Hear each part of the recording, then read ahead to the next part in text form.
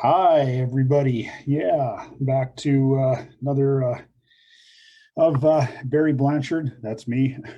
um, Greatest alpine first ascents in the Canadian Rockies from 1983 to 2002. And I think I said last week, makes me think of an Eagles album cover. So yeah, maybe I'll get that. But yeah, first peak we're going to talk about here is Mount Alberta, beautiful peak in the Columbia Icefield area. And yeah, it's going to be the summer of 1990, August specifically. I think August 7th, when big Jim Elzinga, pictured here, actually in present day life, just like me. We were quite a bit younger back. I guess that's 31 years ago. But yeah, see if I get my cursor here. Our adventure started with fording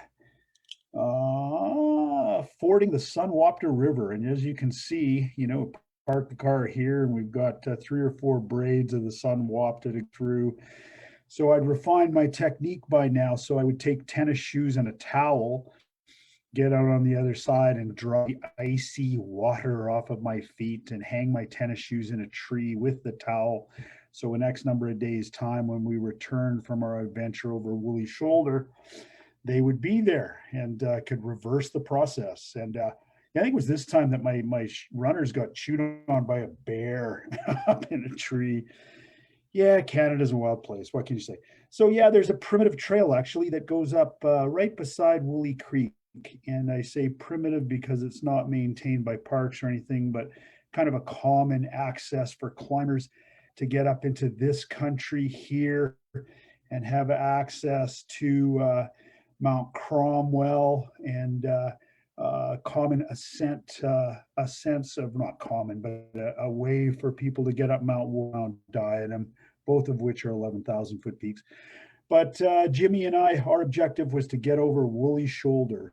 And it is quite an adventure just getting over Woolley Shoulder, I got to say.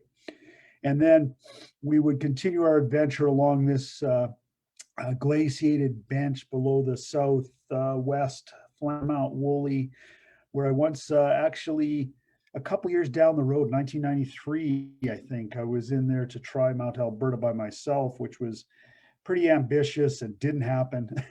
But I did climb a really great ice line on this flank. Right here, there's a glacier that comes down. So I can highly recommend this side of Mount Woolley, a little more technical than the normal ascent. You need 2 ice tools here.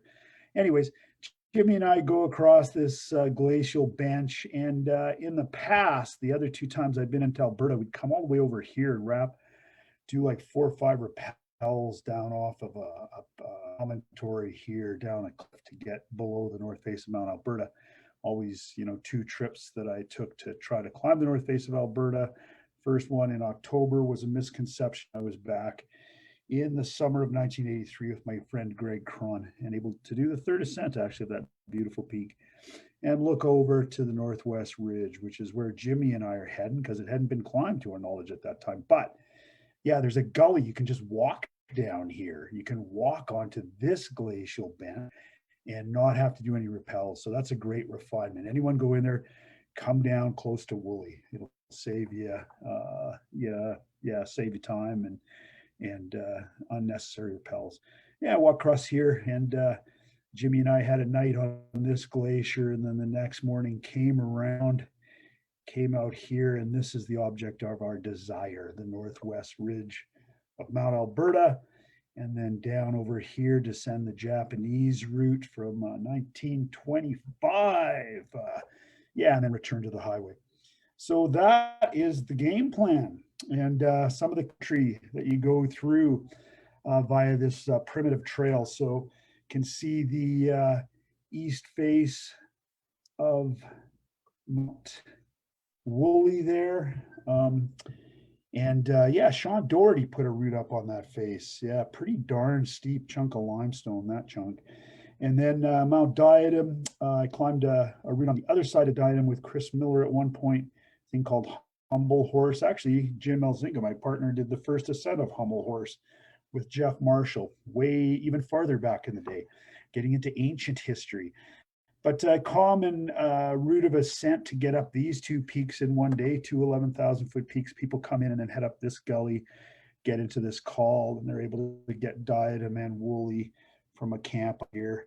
Beautiful, pristine part of Banff National Park. Actually, that's not true. We're in Jasper National Park now. And then over Woolley Shoulder, and Woolley Shoulder is up to the left out of the photo here, and it is an adventure to get up there. And I should mention that these photos here are from a descent that myself and Tim here conducted in 2016. And so a little more modern pictures, but we've come over Woolley Shoulder, and now we're going to head over to the Mount Alberta hut on the guided ascent. And in the back, some of my personal history that I was talking about last time we were together. I'm pretty sure if you were here, I was talking about the first ascent of the North Pillar of North Twin with Cheeseman in 1985. I guess that was last go around. That was 2 weeks ago, and man, 2 weeks seems like a long time these days. So yeah, on the guided ascent in 2016, our guest, Michael. Yeah, Michael and I've done a fair amount of climbing actually together, and he's definitely a strong mountaineer, that guy. And here's the bench that Jimmy and I are going across. And if you're ever back here, I should let this out to the fossil people. This might be one of the richest fossil beds around. There's fossils back here. In '83, when we were coming over Woolley Shoulder, my friend Greg Cron, he picked up this perfect trilobite fossil, like absolutely perfect, the size of your palm, and held it to me and said, man, this thing was alive 500,000 years ago. And pretty wild. And then put it back in the scree slope, and we kept going because you're not supposed to take them out of there. They're part of the national park.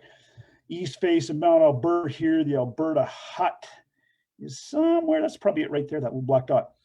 And a route that gets down a mountain now is the Northeast Ridge, first ascended by a buddy of mine, Kevin Swaggart, guy that I ended up working on movies with.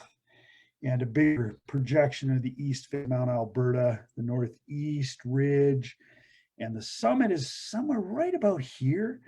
And the 25 route, Japanese route with Swiss mountain guides, kind of weaves its way up these rock bands, and you come way over here and you have a night here. Here's the line of ascent up this couloir. So when Jimmy and I come down, we got to find this and then rappel down here and retreat the route should we get to the top of Mount Alberta, which I can let the cat out of the bag. We did, because it became an alpine first ascent in that time bracket. And Jimmy coming across, big Jim Elzinga, 6'4", and I've seen his. If Jimmy's, he's going to kill me for this, but I've seen his weight fluctuate between 185 coming off a Nuptse, 185 pounds in 1989 after trying the South Pillar of Nuptse, and which is really gaunt for Jimmy. And then 6 months later, we're guiding Aconcagua in Argentina, and Jimmy's been leading a stressful life in Toronto, and he shows up in Argentina. And my wife at the time and I organized a raffle amongst our clients to see who could guess Jimmy's weight the closest, and there was a scale out on the sidewalk next door at dinner, so you just had to put some money in it. You could weigh 246. So when you do the math, Jimmy's gonna kill me. And to his kind of credit, COVID and shoulder surgery. I'm not 246, but I'm a lot heavier than I should be right now. So picture from 1983 when I went in with Greg Cron, and we were able to get up on George Lowe and Jock Glidden's route on the north face of Mount Alberta, a little bit of 5-6 climbing here, and then this large sweeping ice face that is I don't know how many dozen roll planks up the ice face. And then there's nice ice feature here, but your American buddy will avoid ice and go onto rock. That took a little bit of time. And we got to here, and we climbed up here the Glidden Low route, which was pretty incredible for a couple 23-year-old guys to succeed on that route. Pretty amazing. So here's the object of Jim and my desire to get up this unclimbed Northwest Ridge. And picture from when Jimmy and I were in there. And what's interesting to note is the loss of ice volume on the face. Like a lot of this ice is gone in that intervening 7 years. So you can see a lot of that's gone, and the ice face itself is retreating up mountain and thinning out. And I think a more recent shot. So Jimmy and I, get down on the glacier, and we had a night out somewhere, actually, I think not right beneath the face, but back along the flat part of the glacier someplace in our little 2-man origami tent. And then early the next day, we take off over here. And it actually takes a fair amount of time to get around that corner. There's another glacier in there that I think some of the pictures will allow you to see. But this is Jimmy coming down close to the slopes over here of Mount Woolley and avoiding the rappels that I've done the last couple times. And then kind of our view from traversing underneath the face. And more rock climbing to do if you're going to go to the North Face now than 7 years earlier, where Greg and I had the glacier was way up here somewhere, and we had a bit of a good rock, actually 5-6 rock, and we traversed onto the ice face. A guy from Calgary sent me this recently, and I was searching to find his name, but I couldn't find it on my computer this morning. But just a beautiful portrait and acrylic painting of the north face of Mount Alberta. And we're going to hook up, hopefully he hasn't forgotten my name. We're going to hook up and trade a copy of my book for a print of this fine acrylic painting. So beautiful, beautiful stuff. And the real meal deal. So Jimmy and I have come across here, and here's that other glacier that you can't really see when you come across here. You come around the corner, you go, oh yeah, great, another glacier to get across. Came across here, got out, and this amazing plateau out here, like 9,000 feet above sea level, maybe 95, and you could land, a jumbo jet out there if you could put tires on them. Definitely like acres and acres of flat ground. So pretty cool to be out there. And we got around that corner where we could look at the west flank of Mount Alberta. And so I'll go a couple, here. And so the big flat ground is you just can't quite see it. But we get out here and we look and say, okay, we want to get in this ice gully and use the ice and snow to get up here, gain this break here, and then we're going to gun up the steeper rock.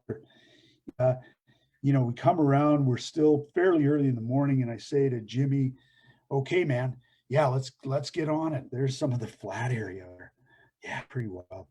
But so Jimmy says, oh just I got to take a dump. So he takes off to go take a dump, and he says, oh, I'll catch you. So I go up to know, where we can start getting towards this ice face. I'm waiting for Jimmy. I'm waiting a half hour, no Jimmy. And I wait another half hour, screaming and yelling his name and yodeling and trying to find out what's happening with Jimmy, and no Jimmy. So I go back down, start walking around, and over a little swale, something like this, there's Jimmy sound asleep on his pack, like snoring. So like, Jimmy, and Jimmy's like, oh man, sorry, brother, I haven't been getting a lot of sleep in Toronto. And okay, kind of too late to face today. Let's put up the tent and get more sleep. So we had a leisurely afternoon sleeping to get I guess compensated for Jimmy's rich and fulfilling life lived in Toronto. And we're both originally from the west, so we're from Cowtown, which is Calgary, because a lot of cattle were processed in Calgary back in the day. And Toronto, outside of being the big smoke, one of its names is Hogtown, because that's where a lot of swine was processed back in the day. So I had some things to say about the cosmopolitan lifestyle of Hogtown. But yeah, I got up the next morning early, started by headlamp and got onto this ice face and pretty much sold the whole thing. I think pretty nice conditions that morning, frozen, so there's no natural rockfall. And it's going to start at some time when the air temperature comes up. But yeah, just a really way to gain elevation. And yeah, we got up in here that day, and I think we did a couple pitches up into here, and that took a lot of the remainder of the day. And you can see that the rock quality isn't, it's not Yosemite, that's for sure. Lots of loose shale and stuff. But yeah, we got up a couple pitches and pitched our little tent in an alcove on a snow feature from snow that drifted down over the wintertime. And still there, August the, what is it now, 7th, 8th, August the 9th. And yeah, there's the Athabasca River flowing up behind there. So that's pretty cool. And yeah, the next day, a lot of the challenge was, as is often the case on these alpine routes, how to get both packs up each pitch. So we're doing a lot of hauling and second Jumaring with the rope clamps to get the other pack up, sometimes both packs at the same time. The other challenge we had was water run those summit snow and ice fields. The top of Alberta on this aspect is glaciated. And yeah, avoiding the running water. So that was definitely spiced things up. And the pitches were kind of textbook. Started with maybe a 5-4 and a 5-5 pitch. Then the next one was 5. And the next one was 5. And the next one was 5-8. The next one was 5-9. And then the last one was our mythical grade of 5-9-A3. He went who's climbed in the Rockies. You know, if you've alpine climbed, you are aware of the grade of 5-9-A3. It means it's hard. And yeah. So cracking this nut took some time. This lead probably, I don't know, probably took a couple hours.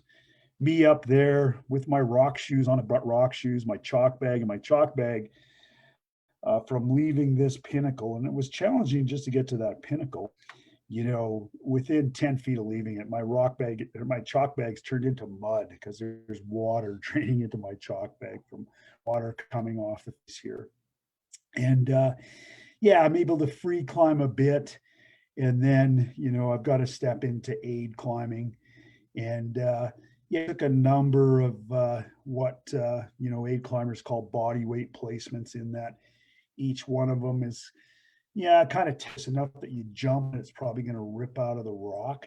So yeah, it gets more serious with each placement like that. So eventually, you know, if you blow it, you're looking at a long fall.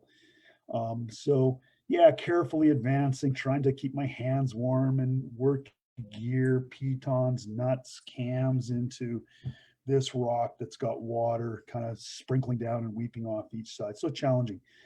And kind of freaky because I get up when I was on the pinnacle, you know, maybe a little higher. I look over and there's a white sling over here somewhere. That might be it right there. Either that or that's a piece of rock. But there's an old sling there, this white sling about a foot long. And you know, I can't see the piton that is undoubtedly tied through. But I'm thinking, oh man, maybe someone's climbed this route before. We just didn't know about it, which means we're not making a first ascent. And not as much accolade gets laid on the second ascent. Yeah, and Jimmy and I both like accolades, so we want some accolade for putting up this route. So yeah, pretty freaky to see a piece out there, and I suspect it's a retreating piece. You know, so someone had to lower off or rappel down from them. And it was an interesting bit of sleuthing in history to uncover the attempt that went on before us.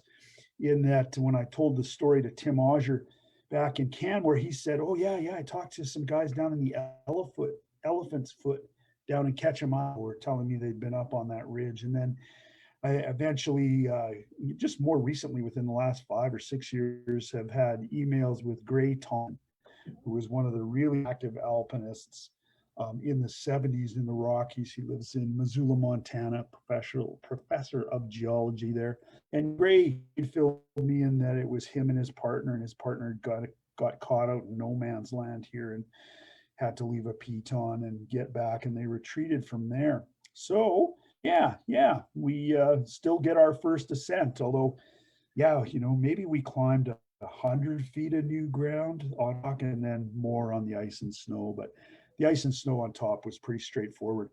And excuse me, within I don't know, 30 feet here into this chimney, and it goes back to free climbing. And yeah, get up and get a good anchor and bring up Jimmy, and Jimmy comes up. I think he came up with both packs with the Jumars, and I belayed him on our second rope. So a lot of physical effort.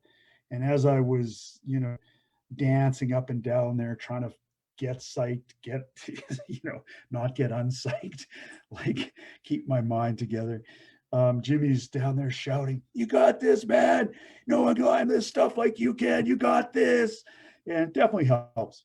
And yeah, Jimmy gets up and gives me a big grin. It's like, "I don't know how you climb that, man." And yeah, I remember saying to him, courage, faith, strength, endurance, belief, all that kind of stuff.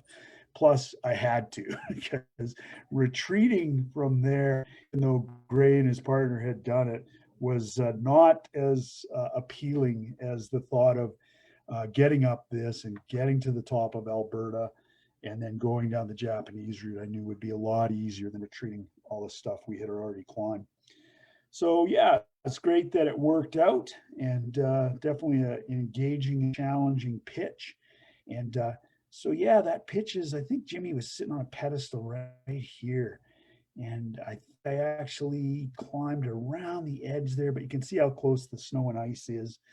And yeah, a view from the northeast ridge actually sweeping across by where George and Jock Glidden's route goes up here, gets into this gully ice couloir where there's a huge cave. Subsequent ascents have found there's a natural, like a honest to God spelunking cave, this water channel that goes back into Mount Alberta, and like a perfect cylinder carved by water, who knows when, and ice on the floor, and a couple of ascent teams have walked back there for 100 meters or more. It keeps going. So maybe cavers will get there someday. To be pretty advanced, because it's easy to get up Mount Alberta by any route. It's no gimme of a mountain. So anyways, yeah, Jimmy was there. There's that gully I'm gunning for, and the tomfoolery happened in here, like the aid climbing, and then we get onto the ice. And I think we just did one pitch of ice climbing, and then we took the rope off and punched steps up to the top of Mount Alberta, which was pretty darn cool. And yeah, there's Jimmy on top. We both have our the die rigueur technical pack for the alpinist in the late 80s and into the 90s was Wild Things Andeanist, designed by John Bouchard. So fabulous packs. I wish I still had mine, actually. And the Athabasca River flowing out and I think merging with the Chaba River, and all of that is 7,500 feet below there. So we're feeling pretty chuffed with ourselves way up here in the sky. And you can see we've climbed the route with the popular Stubai axes of the day. And that circular adze, kind of quit using it for some of the time. But it couldn't have been designed better. It's a perfect circle. Why is it a circle? Because you never know where it's going to stop when you're cranking up the pick in this head of the tool that's conic receptacle on one side and then a hole in the other that the bolt of the hammer head or the shovel blade or the ring adze goes into to tighten up the pick. So you never know where it's going to stop. So it has to be a circle. Perfectly designed for opening a beer bottle. Couldn't have been designed better. Just absolutely. Yeah, great beer bottle opener. Then not a whole bunch of use for anything else. Although 2 years previous, or no, a year before, in 1989, Jim and Ward Robinson and I rappelled off of Mount Robson after climbing the north face of Robson in March, and it was perfect. The circular ring adze was perfect for cutting snowballers to rappel off. Just cut, I don't know, half a dozen bollards wrapping down the cane face of Robson. Not many places in the Rockies you get snow that firm and dense that you can absolutely trust a snowballer. Yeah, me on top, Mount Alberta, North Twin in behind, or Twins Tower, North Twin, South Twin, maybe that's West Twin. No, that's South Twin, West Twin. And yeah, this ridge that was climbed by Fritz Wiesner in the 30s, pretty cool. And yeah, I've got on my Culp harness, really great technical harness, light, and you could drop the leg loops and stay completely tied into the harness. And if you had to do like number 2 in an overhanging position, which I did several times in my steep climbing career. And yeah, it was a great harness, Culp harness. So coming down to find the Bivy Corral that sits on top of the Swiss-Japanese route and marks the beginning of the rappels. And yeah, this is from 2016 when Tim and Michael and myself were coming down here. Just really beautiful shot of the black hole and the long ridge that recently got climbed by Ian Wellstead. And I can see the other guy's face and his name's going to come to me, but I seem to always, Alex Berg. Sorry, Alex. And also, David Cheeseman and I coming across that ridge that Fritz climbed and then crossed this bench here down. And our 5th night out, when we climbed North Twin, the North Pillar, 5th or 6th night on top of Stutfield West. And the next day we had a thunderstorm on top. So that was, didn't need that, needed that like a hole in the head. But we came across and descended this ice fall here and were able to go back kind of via over Woolley Shoulder, which was pretty slick way to get out of there. Marco Presel and Steve Howse, when they climbed North Twin in April of 2004, and Steve dropped his boot shell up here and had to put a cramp on his inner boot. They walked all the way across the Columbia ice field to descend the Athabasca Glacier. Yeah, feat of navigation. Steve had to be up programming numerous waypoints into his GPS to not get lost on this ice field that is the size of the city of Vancouver. So plenty capable to get lost up there when you can't see anything. So this is on the summit of Alberta in 1983. And as you could see, we couldn't see a lot. So anyways, with Greg Cron, and I'm pointing to my forest ice axe, and I'd managed to break the last part of the pick off. And when I went to do the rappels,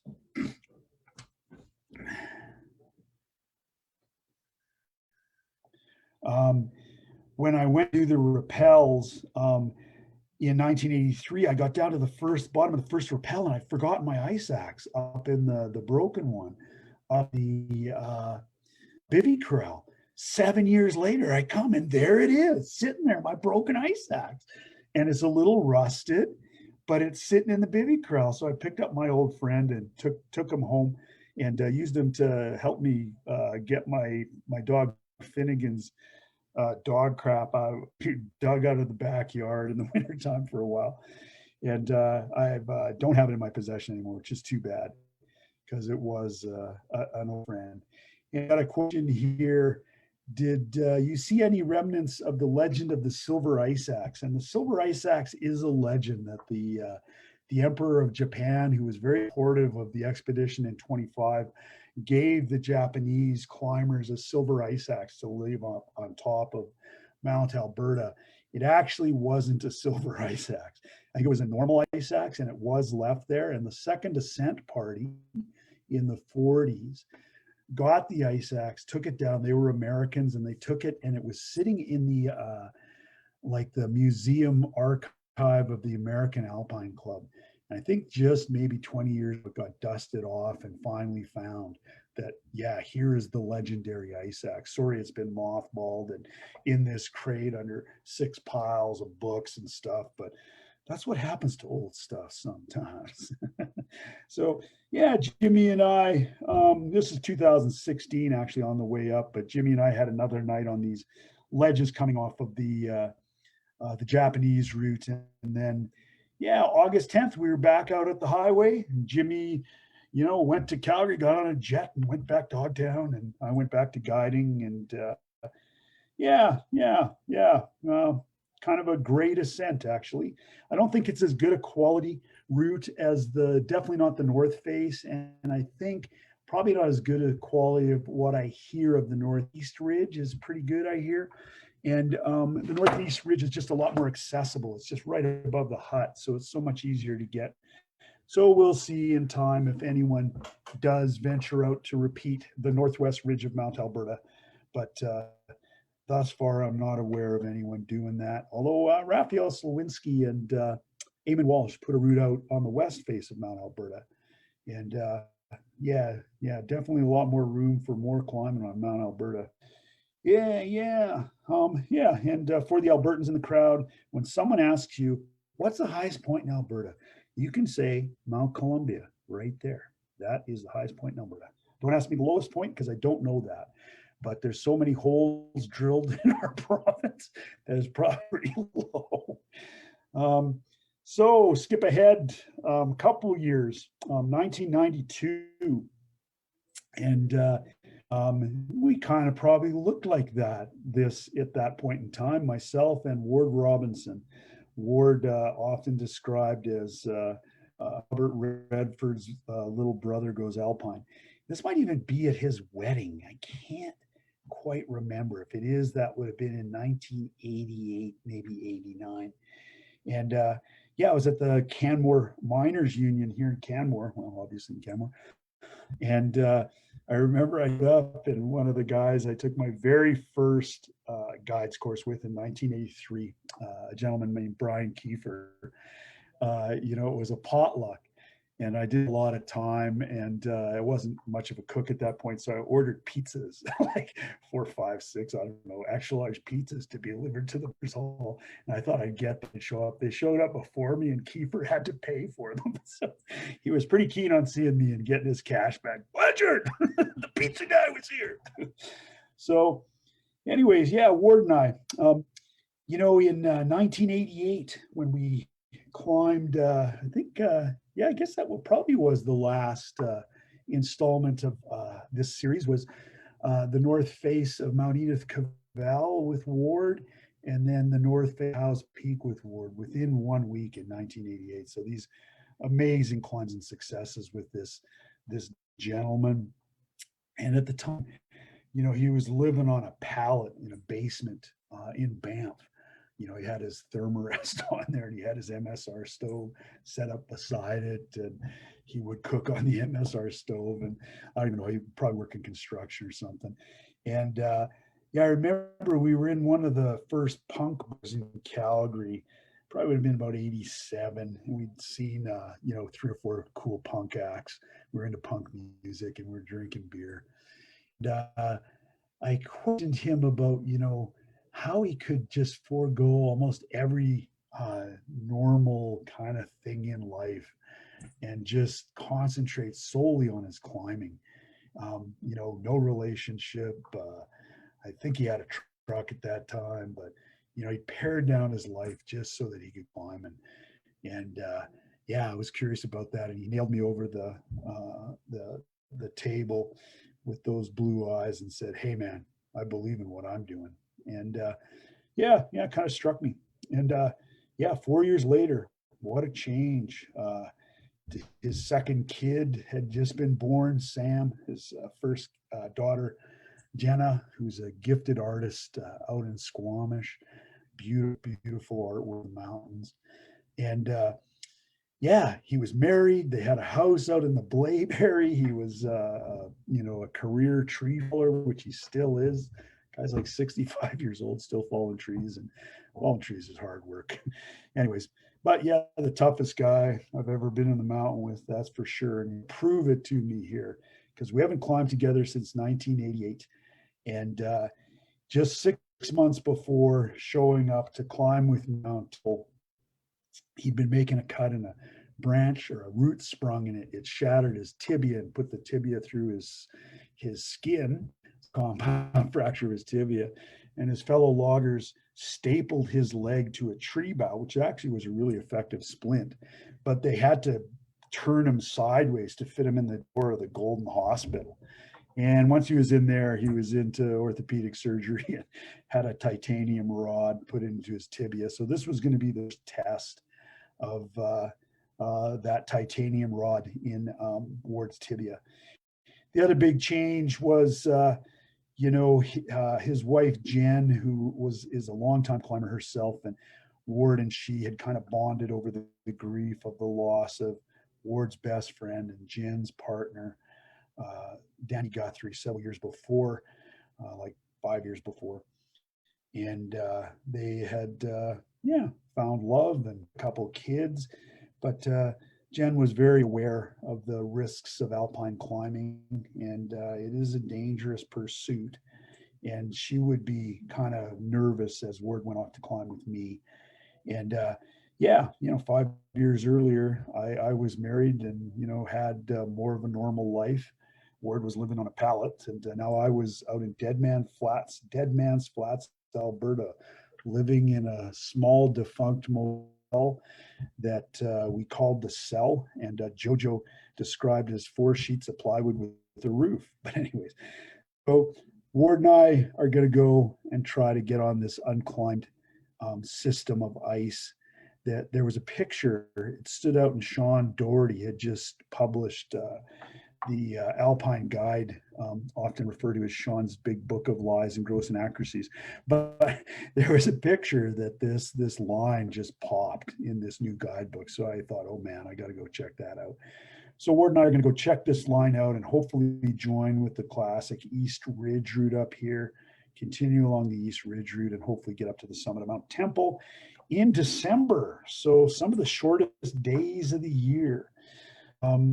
So it'd be kind of cool to get up there in the shortest days of the year, and yeah, beat the long nights. So another view of this system that we're gunning to get into, and the really dramatic steep pillar here. And yeah, some more ice climbing here. Eventually a transfer into this gully here where there was ice here to get us up, and then we eventually joined the East Ridge route. And yeah, we started, I left Canmore at 1 in the morning, and I was going to rendezvous with Ward in Lake Louise at 2 in the morning. It was a beautiful, clear, calm night with a full moon.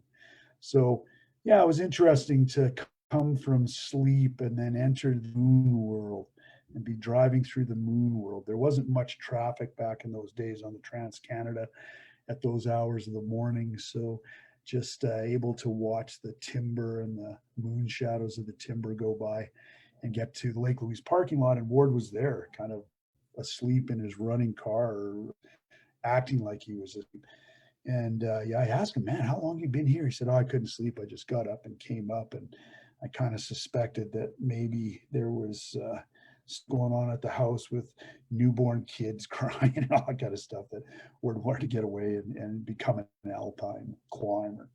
So yeah, and yeah, in this picture, hard to appreciate that there's a slab out of this, is a conic cone glacier formed because of the spin drifting snow coming off of this side of Temple. It's the lee of Temple, so most of the wind comes from the other side, dumps the snow on here, it all falls down and makes a glacier, you know, a conic pocket glacier down here. So this is an old moraine that Ward and I get up and over, but there's a slab out here, like a size maybe 1/2 slab that failed off of the glacier ice and ran within the last day or two. So immediately kind of spooky. Oh man, why did this thing avalanche?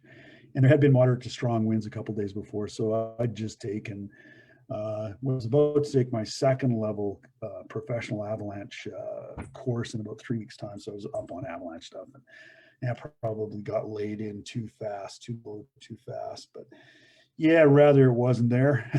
So yeah, Ward Mice tracks and Ward coming through this debris field, and then yeah, be a terrible place to get caught, a gully. So you're going to get buried deeper. And I remember coming up and this crown failure, and there's the glacial ice underneath, was about a meter thick. So all of this stuff hasn't slid yet. So we call that hang fire. Remember waiting for not touching this thing until he's right beside me and say, okay, we got to be gentle with this. It would be dumb if you wait here and I bring it down on you, if you're down there and I trigger it on you. So let's stay close together and don't kick it, be gentle with it. And it sure felt nice to get off that hang fire and get onto the base and start sinking our picks into some more solid ice. And yeah, we soloed for a bit, pretty straightforward ice climbing for expert ice climbers. And then Ward stomped out a platform here and we got the rope out, the lead rope. And I think this first pitch. And Ward hadn't been doing as much climbing. I've been doing far more climbing than Ward. He was a busy family man now. So when I got up here, I pulled the classic line in any climbers. You can put this in your back pocket. And I asked him, so you want the rope over your head or below your and, he chuckled, and Ward doesn't chuckle or laugh unless he thinks something's funny. So it's always good confirmation that my joke worked. He said, yeah, I'd like to lead this. So yeah, there's Ward out trying out his titanium leg, and just as you can see, full colors, just really, really nice aquamarine ice. And it climbed pretty darn good. There was a fair amount of it down at this level, like thickness and depth, so we could get ice screws. And yeah, it was just fun climbing, good fun climbing. You see Ward doesn't have his pack anymore. He's left it behind at the anchor, and he's going to haul it up on this. Is a brand new 65 meter, 5 millimeter Kevlar rope that, because of the largesse of the movie Cliffhanger, that I'd spent the first part of 1992 from March through to July working on this Hollywood film in the Italian Dolomites, and even doubled for Stallone's legs in one scene. I had, for one of the few times in my life, I had enough money to buy this really expensive rope. Like it was well over $200 at that time. So that's a lot of money, but it's super and really strong. So if we have to retreat, we have a really light rope system, hard to be lighter than this, like a 5 mil tag line and a 10 lead rope. So yeah, weight conscious. And 65 meters. And I remember telling Mark that I had bought it, and he said, why'd you make it 65 meters? I said, well, when you're rappelling, Mark, at the end of a dynamic climbing rope that you're pairing it up with to rappel, your body weight is going to take 3, 4, 5 meters of stretch out of a 60 meter lead rope. And it was funny. Oh man, that's why my rappels are always 5 meters short. He had a tagline too. After that, he bought 65 meter ones. Yeah, this is static. It doesn't stretch the expensive rope. So yeah, my buddy Ward heading over. And for the rest of that morning, most of the day we would solo along, dragging ropes behind us where it wasn't steep. And every so often we'd get another grade 3, maybe grade 4 pitch to get up. And then late in the day, we got the business pitch. And when Jojo and Larry Stanier went to repeat the route, it was all icicles up here, and they had to retreat, like kind of unclimbable. And then I don't know what happened with Scott Semple and Greg Thasick and Eamon Walsh.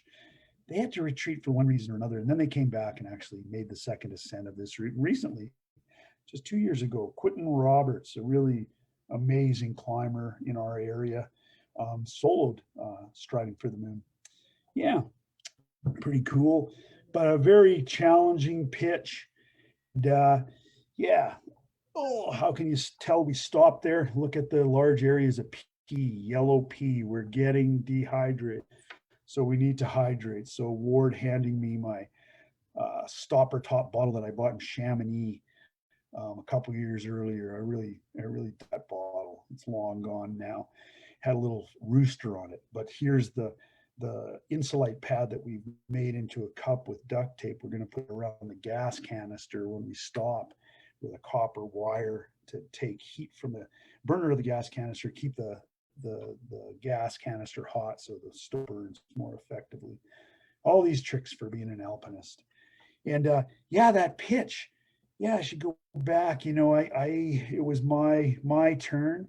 So I got up here by bridging between these icicles, then got some gear, and then this pillar was the business part of it.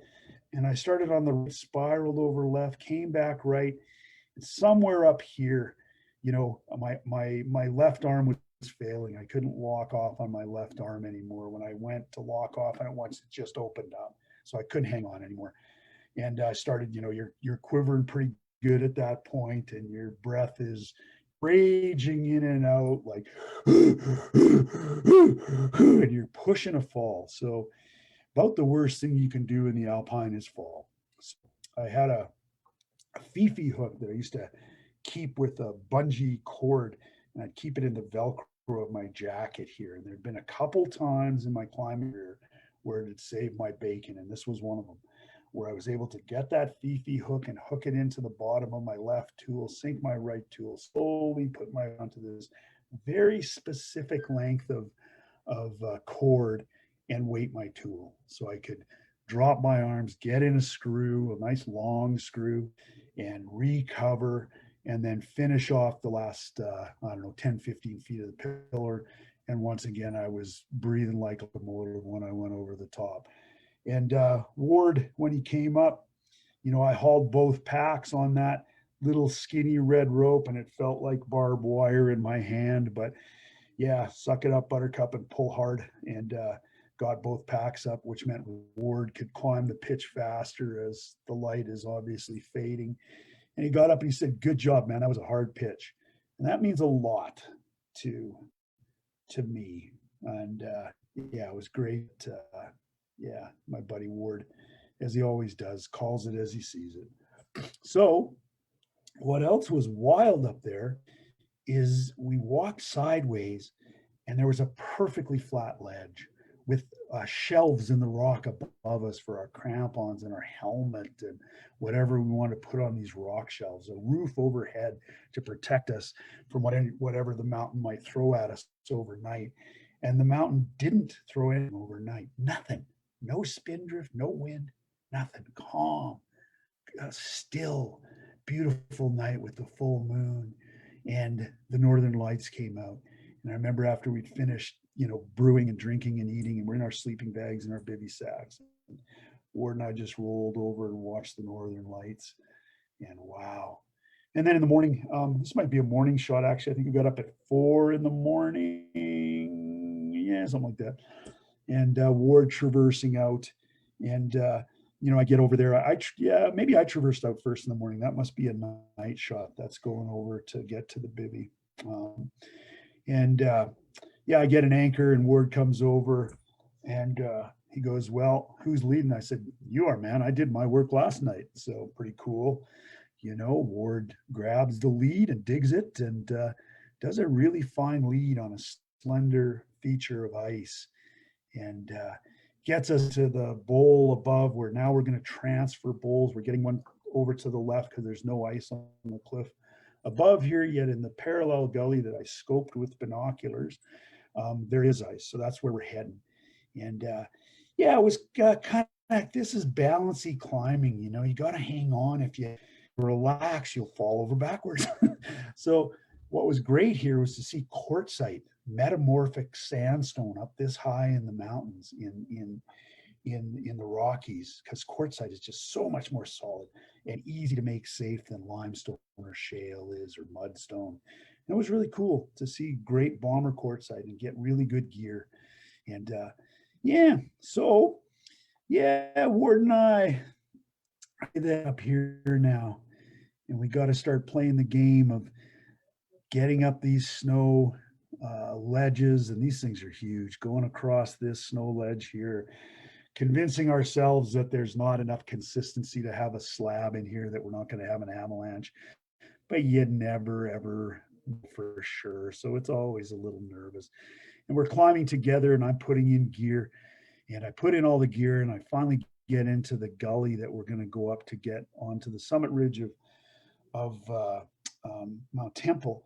And I ran out of gear, so there's only one or two pieces in this last bit, and I'm actually bringing up Ward on a body belay. I've got myself well braced in this between the rock and the permanent summer snow that's still surviving there in a place that I couldn't be pulled out. So it's actually a very safe stand. Ward didn't have to say much when he got up there. He just didn't say anything. And that said to me, what he didn't say, which was, you jerk, I got kids. We need to put in more gear. So yeah, it was good. It's good. Good communication, kind of stuff you don't need to talk about. That would have been good to apologize though. But anyways, Ward took the rack and we headed up in here. It's dark now. We're climbing by headlamp, and the summer snow is nice and dense and sinker. I broke the hammer off my one of my ice axes down here, so I took a hammer from Ward, and Ward came up one of the pitches with my axe, and he said, "Man, your picks work so well." I was like, "Yeah, Ward, that's because I haven't sharpened them down to the point that yours are. That a pair of tennis rackets would be an improvement. Yeah, you cheap redneck, go spend some money and buy some new picks." Ward thought that was pretty funny. He got the belly laugh again. But as we're going up here in the dark, we're starting to worry about Jen, being worried about us getting back. So, when we got to the hard pitch, Ward had looked up at it and said, "Well, that's what we got to get up today to get over top tomorrow. If we don't get up this, we're going to have to come down the Aimer Couloir, a thing that people ski now, and get back in time so Jen doesn't get worried." So we get up here, and it's a little, do we go down the Aimer? No, I think we got time to go over the top. We got the full moon. And yeah, we decide to go for it because we're alpinists, and Jen married an alpinist. And as we're going across here, we have the full moon, so we don't need our headlamp. So I put my headlamp on backwards, so it's shining towards the highway. And the idea is that if Jen sends anyone out to take a look to see if they can see us, they'll see our headlamps going up the mountain. Anyways, yeah, we get onto the summit ridge line here. This is a summer shot, but this is the ridge that we're going to traverse in the dark. Pretty chilly wind coming out of the west. I had my neoprene face mask on and all of my clothes. We definitely needed to keep moving together here. And at midnight, we stood on top of Mount Temple. And what was so cool about going across here is that we did it in a full moon. And that's why we named the route Striving for the Moon. It's really, in the course of this life, how many things do you get to strive for by a full moon? And alpinists get to use the full moon. And Ward and I, in 1988, if we weren't out climbing by a full moon, we probably thought that was a waste of a full moon. And yeah, we got on top at midnight. Funny, we could see the lights of the bars down in Lake Louise, and I thought of people stumbling out of the bars just like I had done on a hard night in Chamonix a couple months earlier in the year. And I just kind of hope they, escape what they were going to escape for a little bit. But summit's there. This is the southwest side. We're going to come down the scrambling route, and we're banking on a cell phone, having a dial tone, not a cell phone, a payphone down at the Moraine Lake Lodge, which has been closed for the season, all boarded up, but there's a payphone there. To the payphone and call Jen and let her know we're okay. That would be really cool. So yeah, I think at 3 in the morning, we get to the deck here. It's all boarded up in wintertime. Doesn't look like this at all. Picnic tables are piled up. The phone used to be, I think, right here. We pick it up. There's a dial tone. Ward phones Jen and lets you know we're okay. And we've been on the go for 23 hours continuously. And yeah, I remember saying to Ward, wow, was she worried? She said, no, she really actually wasn't worried about us. And she glad we had a good day. Ward and I bed down on the picnic tables and slept for X number of hours and got up and walked up the road to where our skis were cached below Temple Lake, and got on our skis and went back. And yeah, the full moon that night, what was left of it, shone down on us all. This is a more recent picture of Ward and I just a couple years ago in Vancouver. And yeah, maybe we'll get out and do some more climbing yet in this life. So yeah, well, that is that. And yeah, if there isn't any questions, if there is, Tim's going to run them into me. But if not, I'll mention that I'll be doing this again in a couple weeks' time, and not next Tuesday, but the Tuesday after. It'll be episode number 5, and pretty sure I will be talking about a route called the Silver Lining on Mount Saskatchewan, and then a route called Sands Blitz and Mount Fay. But I have to look at my own plan and notes to know that for sure. So I'll get something posted up on Yam's web page soon to let you all know about that. And yeah, thanks for showing up here. And I think I hear Tim coming in. So I think he answered that one. But... Yeah.